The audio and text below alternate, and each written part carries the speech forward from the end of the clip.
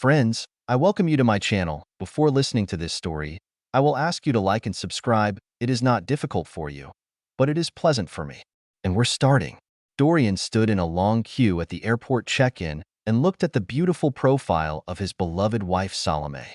She was one of those rare people whose profile was more beautiful than the facade. He didn't just love her, he adored her. It took him 30 years to find her, but she was worth every second of waiting. He couldn't help but smile at the sight of her boyish haircut, cute button nose, and chiseled lips. "What's funny, Dor?" Salome asked with a soft smile, without turning her head. "Nothing, Sal. You're just amazing," he replied proudly, examining her long, muscular legs, which perfectly showed off her yoga pants. Their relationship had its ups and downs. Dorian was not a simple man. He was a man of principles, and a lot of them. Not many people could meet his high moral standards. The only one who succeeded was Sal. She was not an easy person herself. An uncompromising vegan, a minimalist, an environmental fanatic, and an orphanage volunteer. It's fair to say that if they hadn't met each other, they would most likely have remained single for a very long time. They met 2 years ago thanks to their mutual friend Betty. Sal and Betty have been colleagues in the legal department of a major advertising agency for the past decade. At first, Betty dated Dorian. A spark flared up between them immediately, but their opposing worldviews and Dorian's unwillingness to compromise on almost anything made the continuation of their relationship virtually impossible. However, they eventually became good friends. It wasn't difficult for Betty to set him up with her best friend Sal. They weren't a perfect couple. Dorian was only a vegetarian, but not a vegan. He belonged to the right camp, and she belonged to the left. He loved dogs, and she loved cats. His Belgian shepherd didn't like her ginger cat. He preferred to spend time alone with himself, while she preferred socializing, hanging out, and partying.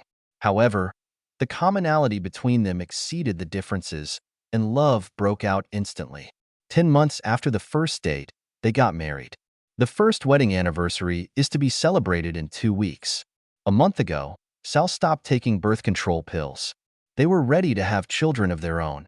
Dorian worked as a department manager for a large security company. This job was arranged for him by one of his former commanders in the army. His service was shrouded in mystery. Whatever he did for his country, he did it very well. He retired at the age of 27, having suffered too many losses. Despite his disappointment, his commanders and acquaintances were happy to help him transition to civilian life. However, sometimes he was still called up to serve in the active reserve. This usually happened 3 or 4 times a year, and with very short notice. Fortunately for him, it usually only lasted a few days. His friends and family knew better than to ask any questions. Their upcoming trip was related to Sal's work and was a very joyful event. Once a year, her company suddenly broke off for 4 days and 3 nights at an all-inclusive resort for employees and their spouses. In addition to free alcohol 24 hours, 7 days a week, there were day and night parties with DJs, stand-up shows, small trips around the island, and special attractions. The company's management spared no expense. Dorian was still smiling adoringly at Sal when his phone rang. His smile faded when he noticed the phone number on the screen. "Don't answer." Sal screamed hysterically. He wrinkled his face into an agonized grimace and shook his head, but still pressed the phone to his ear. "Yes? Yes. Understood. I'm on my way." "No," Sal whined. "I'm so sorry," Dor whispered sincerely. "You know I have to go, but hey, have fun for both of us, okay?" Sal nodded, clearly depressed. He kissed her quickly, turned on his heel, and left the terminal. Sal was watching him wistfully when she felt a gentle hand on her shoulder. It was Betty. "You and I are going to have the best time of our lives," she promised her friend. "From now on, you will be with me." The flight and the trip to the resort were relatively short, and check-in went smoothly. Fortunately, Betty and her roommate, Lisa, had a room not too far from Sal's. Sal gasped when she saw the stunning dark blue bay, perfectly visible from the balcony of her room. The rooms at the resort hotel were scattered in rows on the hillside that sloped down to the beach. It was there that all the restaurants, bars, clubs, and sports facilities were located.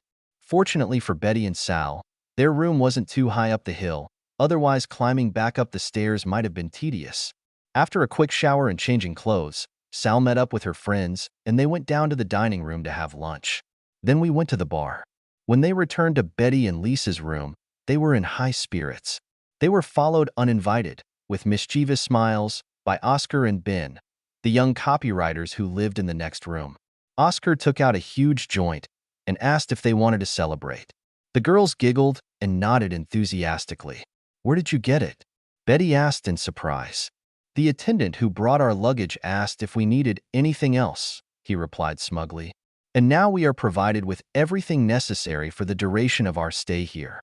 Ben put a mobile speaker on the coffee table and set up his phone's Bluetooth, while Oscar lit a joint. He took a deep breath and then handed it to Sal. As soon as Sal exhaled, melodic techno began to play from the speaker. Almost immediately, she felt pleasantly dizzy. A forbidden thought flashed through my head. If Dor were here with me, I wouldn't be sitting in this room with my friends, enjoying wonderful marijuana. Dor gave up on alcohol, and he was pretty strict about it too. He hated feeling like he wasn't in control of himself. I wish he'd relax a little, Sal thought. She handed the joint to Betty, nodding her approval that it was a good thing. Soon they were all talking uncontrollably, giggling and laughing well, almost all of them. Most people become talkers after smoking, but Sal, as a rule, withdrew into herself. The addition of alcohol only made her quieter and more introverted. She sank into a chair with her eyes half closed, slowly shaking her head and shoulders, enjoying the music and the pleasant massage sensation that passed through her entire body. Ben went to his room and returned with a bottle of vodka, lemon juice, and disposable cups bought in duty-free. Betty made sure Sal got her drink in a glass cup. She wouldn't settle for plastic. After the toast, they began to dance slowly to the soothing music in the room. Their vacation could not have started better. Later in the evening, a group of 5 people sat at the same table at dinner. Sal and Oscar were infatuated with each other and did not stop exchanging flirtatious glances and smiles. When it continued in the bar after dinner, Betty thought they had lost interest in the rest of the band. Sal was in her room getting ready for a beach party when Betty suddenly walked in. "Do you want to tell me exactly what's going on between the two of you?" Betty asked, not beating around the bush. "Nothing, actually," Sal replied with some embarrassment. "It's just nice to get a little attention from men for a change. When Dor is around, no one even dares to look at me. He scares them to death just like that, by his presence." "Nothing?" Betty said skeptically. "I don't mean to be rude," Sal said, "but part of me is happy that Dora isn't here. He's so tense all the time, even when he pretends to be calm, and it makes me tense. It's nice, for a change, to feel free and have fun. If he were here, I wouldn't be able to hang out with you guys in your room, and I certainly wouldn't be able to smoke or drink more than a glass of wine. He's always so serious and careful that it's boring. When we sit in a restaurant, for example, he always sits with his back to the wall and constantly inspects the main and rear entrances. He thinks I don't notice, but even when he's supposedly talking to me, he's constantly looking at other customers and even pedestrians outside the restaurant. Oscar, on the other hand, pays all his attention to me and does not play the eternal game of agents and spies."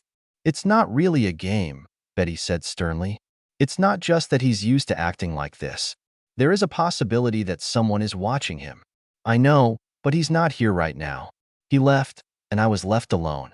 So now I have a few days to really relax. This is my first chance in 2 years to relax a bit, and I'm going to make the most of it. Just be careful, okay?" "I will." Later that evening, Sal came back to Betty's room. She could hear the booming bass coming from the beach. She wasn't surprised to see Oscar and Ben sitting at a coffee table, holding cups of drinks and smoking weed. When they saw her, their jaws dropped. She was wearing a short black dress with straps that left no room for imagination. The 2 stoned men literally salivated. Sal could hear the noise from the bathroom. Betty and Lisa were still preening there. Oscar offered Sal a drink and a cigarette. When Betty and Lisa finally came out, Oscar and Ben exchanged knowing glances. They felt like the happiest people on the island. There was a full moon that night, and the festivities on the beach hardly needed additional lighting. The party started with pop hits and then turned into electronic dance music. By 2200 hours, many of the vacationers could barely stand on their feet. The open bars made everyone too drunk. Things were about the same for Betty's group. Besides the fact that they were drunk, they were also pretty stoned. Oscar didn't leave Sal's side, and Betty didn't like that Sal let him put his hands on her here and there. Ben desperately tried to approach Betty and Lisa, but he was constantly rejected. It wasn't personal. They did the same to every man who stood up to them and hit on them. No matter how drunk they were, they still knew that getting laid with a colleague was a bad idea. Towards midnight, the DJ started playing melodic techno, and the moderate, sensual rhythm actually warmed up the atmosphere on the temporary sandy dance floor. Oscar and Sal were slowly moving away from the rest of the group to the edge of the crowd. When it seemed to them that they were anonymous enough, they got closer, and she wrapped her arms around his neck. In response, he wrapped his arms around her waist and put his hands on her back, dangerously close to her ass. In addition to heavy drinking, smoking, and sensual dancing, there was another factor that made this evening deadly for Sal. The estrogen level in her body was at the peak of her period. She was ovulating, and therefore she was very excited. At some point, Sal stopped worrying about Dora, Betty, Lisa, or anyone else. All she cared about was letting go of the tension that had been building up inside her all day and had reached a truly insane level. At some point, she just couldn't take it anymore. She grabbed his arm and dragged him to the shore. When she decided they were far enough away from the party, and especially from Betty's prying eyes. "We're not going to finish it," she thought. "Let's give each other pleasure just once and we'll finish everything for today." "Follow me," she whispered in Oscar's ear. She walked quickly down the path leading to the stairs, and he followed her. She jumped up the stairs without looking up, deluding herself that if she did not see passers-by, then they did not see her. When she and Oscar, panting from the climb, reached her room, she had to hand him a magnetic card for the door. Her hands were shaking too much to do it on their own. Oscar did a great job. He knew what was waiting for him on the other side, as did she. As soon as the door closed behind them, they began to devour each other. The next morning, Sal woke up with a terrible hangover, and Oscar was nowhere to be found. At first, everything was blurry. She didn't understand where she was. The first coherent thought that came to her mind, like a poisonous arrow piercing her temples, was this: "My marriage is over." This terrible thought soon turned into panic. Guilt and shame were beyond her strength. "What have you done?" She scolded herself. She wanted to scream, but she couldn't. She pulled her hair, but she didn't have the strength to do much damage. She ran to the bathroom to throw up, but nothing happened. She was so thirsty that she drank the rusty water directly from the tap in the sink. Then she went back to bed and fell down. Burying herself in the sheets, she cried her eyes out. After a while, a gloomy thought occurred to her, and she ran to the balcony. The slope, she thought. It's a fucking slope.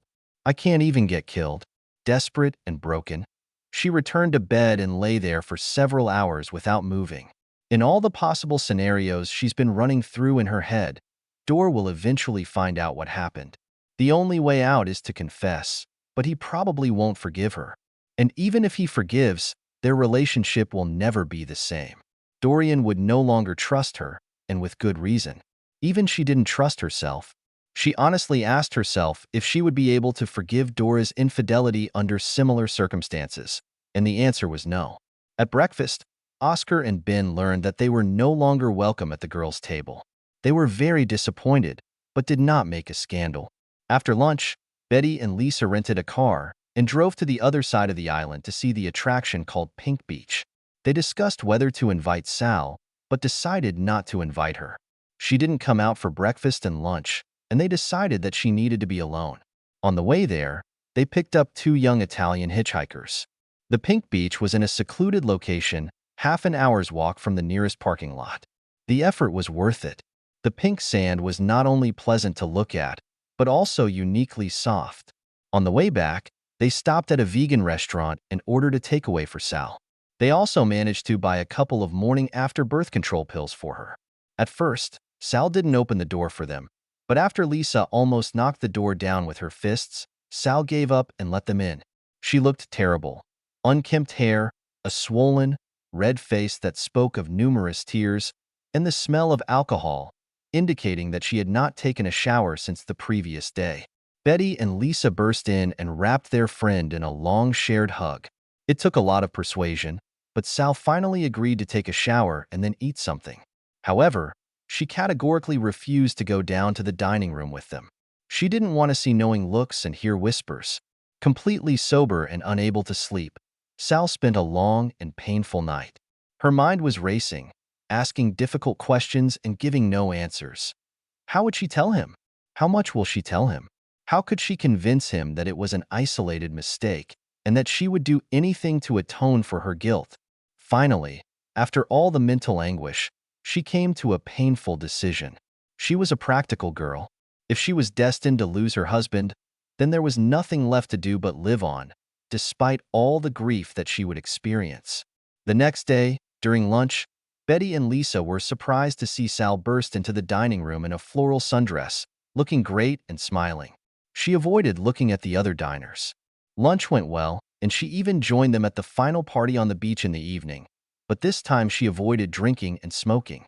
At 2 o'clock in the morning, Sal heard a light knock on the door. She wasn't sleeping. When she opened the door, she was surprised to find Oscar standing there alone with a pleading look. She shook her head and closed the door. The next afternoon, Betty, Sal, and Lisa stood quietly in line to check in at the terminal for their flight home. Oscar and Ben, who were standing behind them, didn't stop chatting and seemed very happy. At some point, Betty couldn't stand it, turned around, looked sharply at Oscar and said, "You look too pleased for a man whose days are numbered. You have to disappear as soon as the plane lands. Dorian will take his time torturing you to death. With his connections, he might even confess to your murder and walk free." Then she turned to Ben. "He'll probably think you were his accomplice, Ben. I wouldn't be surprised if he's waiting for you at the airport when we land." Both turned as white as a sheet. They didn't know anything specific about Dorian's military background, but he was still the biggest and scariest guy they'd ever seen. Sal called Dorian and insisted that he not pick her up from the airport, as Betty would give her a ride home. Sal decided that Dorian, when he saw her, would immediately realize that something was wrong.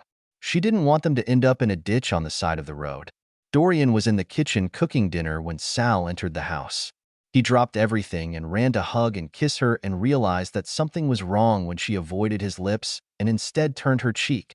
An hour later, they were having dinner in silence. The tension in the air was unbearable. "I have some bad news," Sal finally said in a trembling voice. Dor said nothing as Sal tearfully recounted the entire sequence of events. She wasn't hiding anything.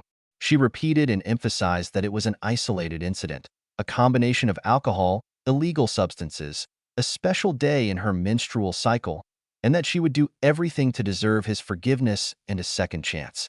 She was practically begging. When she had nothing more to say, Dorian stood up and asked in a gloomy voice, "You said that Betty and Lisa drank and smoked with you. Did either of them end up in bed with a colleague?" "No, but—" He didn't let her finish her sentence. He rushed into the bedroom and began to pack a duffel bag. "No," Betty shouted in front of him. "I have to leave." "Shut up," he hissed. When he finished packing, he headed for the front door and saw Sal standing there, blocking his way. "Move over," he ordered. "No," she begged. "Please, please stay." He put his big hand on her shoulder and easily pushed her aside.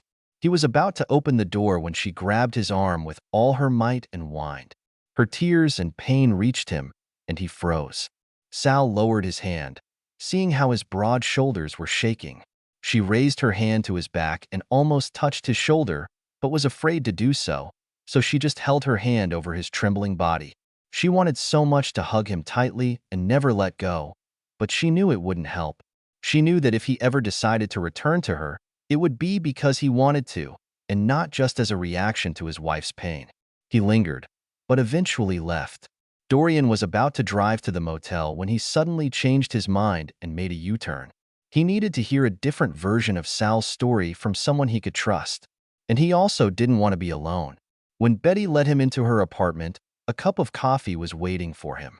She confirmed all the details from Sal's story and added a few of her own, including that Sal turned Oscar down last night. She said that for 2 days Sal did not stop crying and that at one point she even feared for his safety.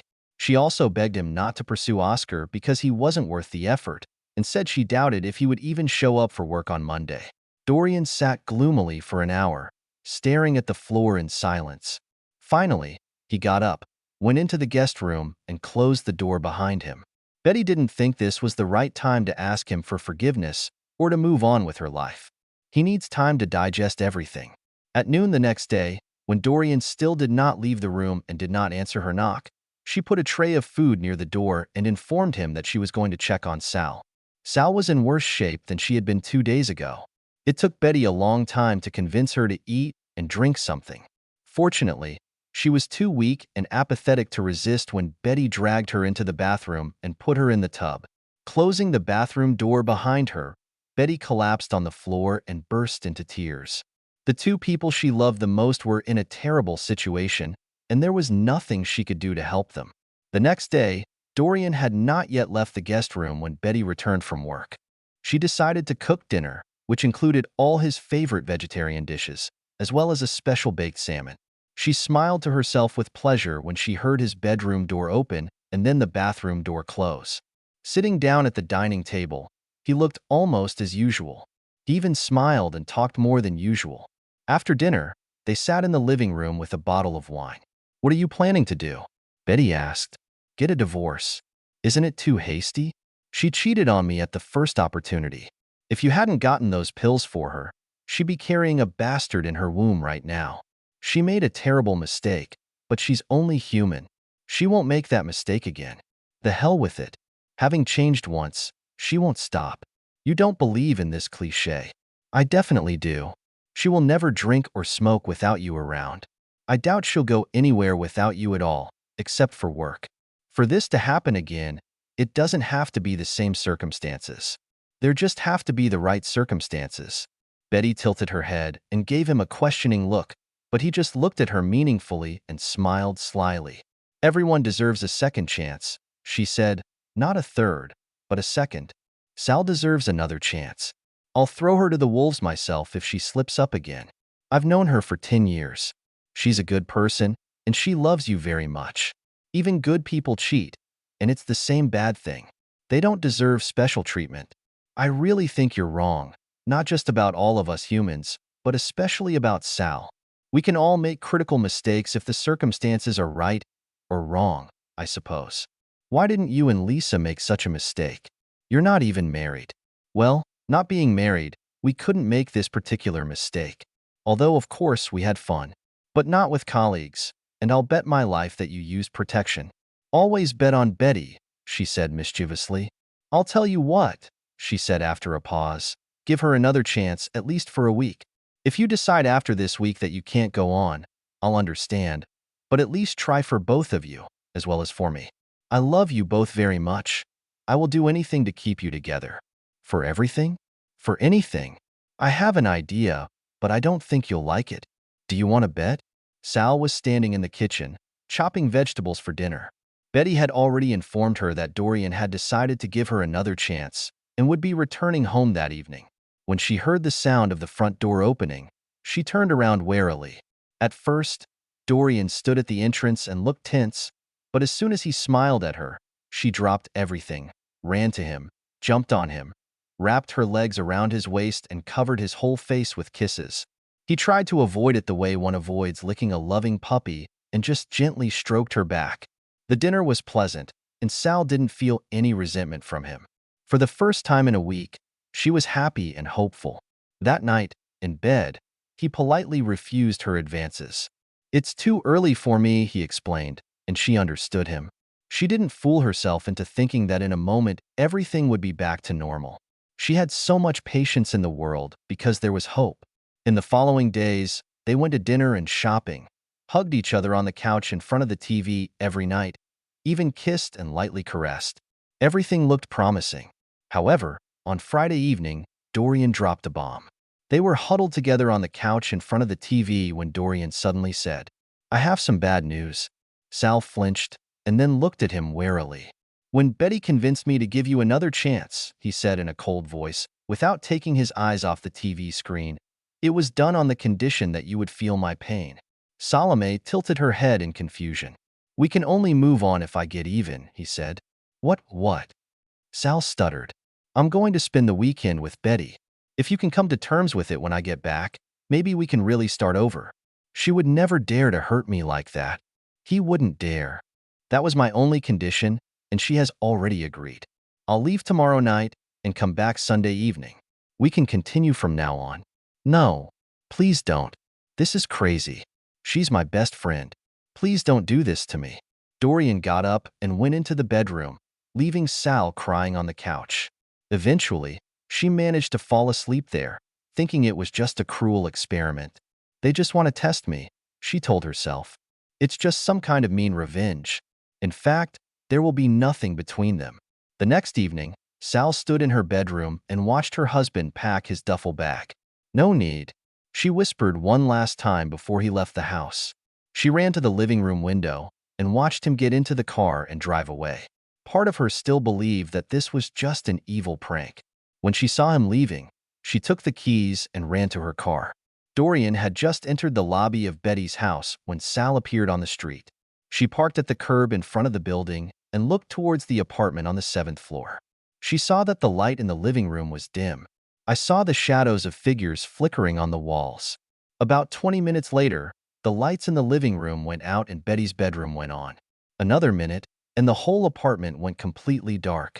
Sal thought she saw the curtains move in the dark bedroom, but she wasn't sure. No one heard Sal's cry of pain in her car. She was driving home in agony, tears streaming down her face. At first, she tried to convince herself that this was the price she had to pay for her infidelity and tried to think of anything else to pass the time. It was useless.